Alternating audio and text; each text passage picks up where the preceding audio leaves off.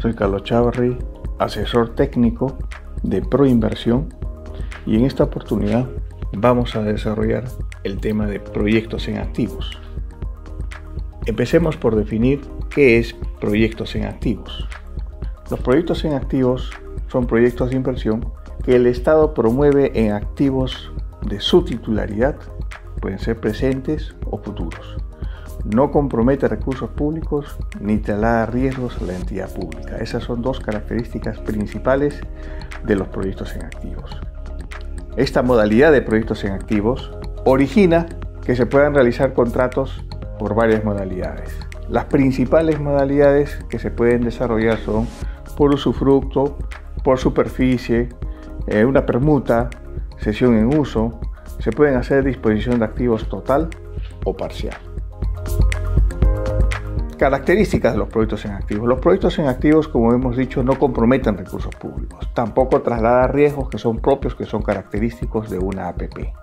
Se desarrolla en un proceso mucho más corto que una APP porque no interviene fundamentalmente el MEF o un organismo regulador o la Contraloría General de la República para poder, por ejemplo, revisar la versión final del contrato. En estos proyectos en activos no se aplica las características de definición de una APP, sea autofinanciada o cofinanciada. Esa clasificación no se utiliza. ¿Qué se puede hacer con proyectos en activos? Con proyectos en activos podemos hacer viviendas sociales, podemos hacer terminales terrestres, podemos hacer mercados, podemos hacer camales, podemos hacer parques industriales, centros médicos, playas de estacionamiento, centros productivos, cementerios, entre otros ejemplos de proyectos en activos. Los proyectos en activos, como se puede ver, son proyectos más cercanos a las inversiones que requieren los gobiernos regionales, los gobiernos locales para hacer el cierre de brechas de infraestructura.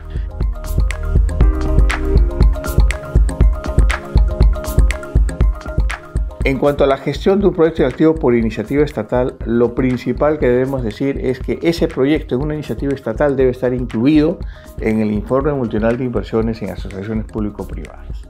Tiene que estar incluido. Es decir, el proyecto tiene que haber pasado por la aprobación del Consejo Regional, el Consejo Municipal o en el caso de los sectores, de los ministerios, con una resolución ministerial.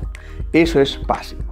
Luego de ahí ya viene la elaboración del estudio, la aprobación del mismo estudio, posterior a eso la elaboración del informe de evaluación y la conformidad por parte del Comité de Promoción de la Inversión Privada. Ahí aparece una primera gran diferencia respecto a las iniciativas estatales de una APP, ¿no? Una APP por iniciativa estatal, el que otorga la opinión favorable es el MEF y además quien elabora ese informe de evaluación es el comité, en este caso no.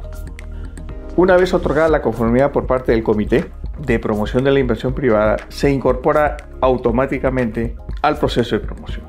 Una vez incorporado al proceso de promoción, ya se puede iniciar la fase de estructuración.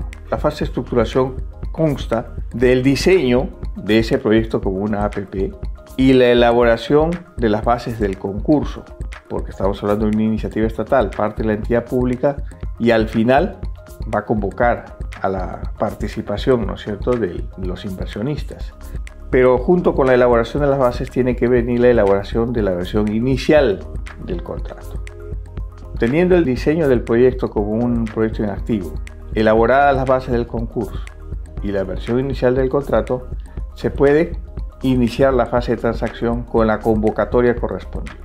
La convocatoria al proceso de selección incluye, obviamente, la aprobación de las bases por parte del Consejo. Previamente las bases se han aprobado y la convocatoria se realiza. La convocatoria implica también que va a haber las observaciones a las bases, la integración a las bases, sugerencias o comentarios que van a ser los postores a la versión inicial del contrato, incluye la presentación de las propuestas, incluye la evaluación de esas propuestas y la adjudicación de la buena pro y el posterior suscripción del contrato. Con la suscripción del contrato termina la fase de transacción y se inicia la de ejecución contractual. Con la gestión de un proyecto por iniciativa privada, nosotros tenemos que en el primer paso ya no hay el IMI APP. Es decir, no aparece que está incluido ahí en el IMPP. ¿Por qué? Porque la iniciativa privada es una solución no contemplada por la entidad pública. El inversionista privado, en función a sus conocimientos y experiencia, observa una oportunidad de negocio. A partir de ahí hace el diseño de la iniciativa privada y la presenta solicitando su admisión a trámite. La admisión a trámite puede ser realizada en cualquier momento. En el caso de los proyectos en activos de competencia nacional por iniciativa privada, su OPIP es proinversión. En el caso de las regiones y municipios, dependerá de su circunscripción geográfica, pudiendo ser el Comité de Promoción de la Inversión Privada del Gobierno Regional, de la Municipalidad Provincial o la Municipalidad Distrital, respectivamente. Al presentar su propuesta, solicita la admisión a trámite. La admisión a trámite se da en un espacio de 15 días. Esta admisión a trámite tiene que ser evaluada por el Comité de Promoción de la Inversión Privada. Una vez que se ha dado la admisión a trámite, se puede empezar la elaboración de la opinión de relevancia. En este caso, el comité tiene 10 días hábiles para poder solicitar a la entidad pública la elaboración de la opinión de relevancia. Una vez solicitado, corren esos 90 días hábiles. Los 90 días hábiles implica que el Consejo Regional, el Consejo Municipal, tiene que aprobar esa opinión de relevancia. En el caso de los sectores, con una resolución ministerial. Luego, a continuación, vamos a ver qué es la opinión de relevancia. Las entidades públicas, luego de que se ha dado la aprobación de la opinión de relevancia, elaboran el informe de evaluación. En esto es parecido, ¿no es cierto?, a la iniciativa estatal. Y luego, el comité otorga la conformidad al informe de evaluación y se incorpora, al igual que en la iniciativa estatal, al proceso de promoción, de forma automática. Con esa incorporación se inicia la fase de estructuración, que básicamente es el diseño del proyecto nuevamente como un proyecto en activo y la elaboración de la versión inicial del contrato. Una vez se tienen ambos documentos, se puede aprobar la declaratoria de interés, que se aprueba mediante un acuerdo del Consejo Regional o del Consejo Municipal para el caso de los gobiernos subnacionales.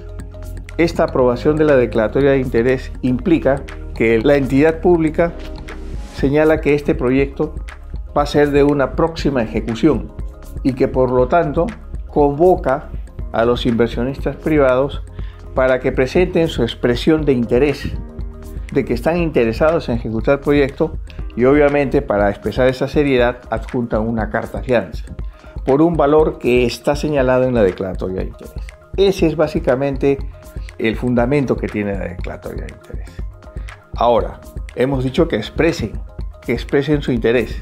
Pues bien, esa expresión de interés se da en un lapso de 90 días calendario. Si no hay ningún interesado, se adjudica directamente al proponente, es decir, el que propuso, el que inició toda esta gestión, que es el que solicitó la admisión a trámite.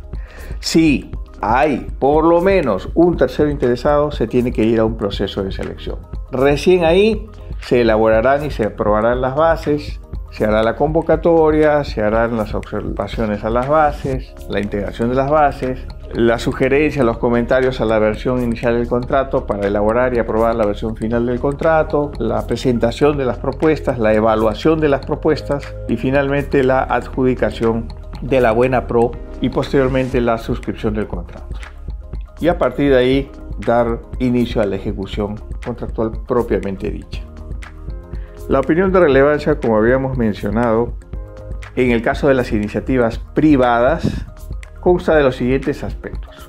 En principio, mencionar cuál es la razón de ser de la opinión de relevancia. La opinión de relevancia es básicamente decir, mediante un documento, en este caso un acuerdo del Consejo Regional o Municipal, o una resolución ministerial, en el caso de los sectores, que ese proyecto es relevante, que ese proyecto genera impactos positivos en la población de esa jurisdicción. Por lo tanto, el contenido principal, los puntos principales que tiene la opinión de relevancia son la descripción general del proyecto. Obviamente, ahí tiene que estar contenido el área de influencia del proyecto, los objetivos, la consistencia con las prioridades, sean nacionales, regionales o locales, y la congruencia con sus planes y documentos estratégicos. Eso también es muy importante, eso es central. A esto se acompaña un diagnóstico de la provisión actual de la infraestructura. un diagnóstico que incorpore la demanda y la oferta existente, la evaluación técnica preliminar y las fuentes de ingreso del proyecto. También se acompaña la descripción y evaluación de los principales aspectos económicos, legales, ambientales, sociales. Esto como puntos centrales que acompañan el fundamento de la opinión de relevancia.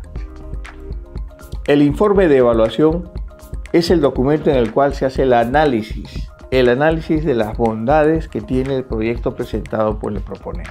Aquí sí se examina y se evalúa las ventajas y los potenciales inconvenientes que podría tener la iniciativa. ¿Cuáles son sus puntos principales? La descripción de los bienes y servicios materia del proyecto. Este es un tema central. Aquí se tiene que describir de qué consta el proyecto. Por ejemplo, en el caso de un proyecto de viviendas sociales, se tendrá que describir cuál es la oferta y la demanda de ese proyecto. Se tendrá que describir de qué consta la oferta que hace el proponente. Cuáles son los componentes de ese proyecto en cuanto a su inversión. Esto tiene que ser claramente señalado ahí para dar algunas pautas, ¿no? Y demostrar que esa construcción se hace teniendo en cuenta las normas de construcción para el programa al cual está asociado, que los espacios de áreas verdes también están contemplados de acuerdo a la norma correspondiente, que la cantidad, el número de viviendas está de acuerdo con el déficit habitacional que se ha estimado en esa jurisdicción. Por dar algunos alcances de lo que esa parte debería contener. El esquema de ingresos del proyecto y los compromisos de inversión es fundamental, ¿no? Aquí también para ver cuál es el compromiso de inversión sobre todo. El informe preliminar de la valorización del activo. Esto es central también. En el caso, por ejemplo, de un proyecto de viviendas sociales, es central la valorización del activo. La modalidad contractual. Y ahí puede ser un derecho a superficie, un usufructo, una permuta, una cesión en uso. Aquí es donde se menciona y se explica y se analiza por qué esa es la modalidad mejor para ese tipo de proyecto. Y también una declaración jurada que no compromete recursos públicos ni traslada riesgos propios de una APP. En el caso del informe de valorización, el OPIP es responsable que existe ese informe final antes de la adjudicación del proyecto. Ese informe de valorización es también un punto muy importante sobre el cual el OPIP es responsable. El contenido mínimo de las bases. Las bases de un concurso, sea por iniciativa estatal o por iniciativa privada, implican que se señale claramente cuál es el proceso de adjudicación, cuál va a ser el camino que se va a seguir en ese proceso de adjudicación.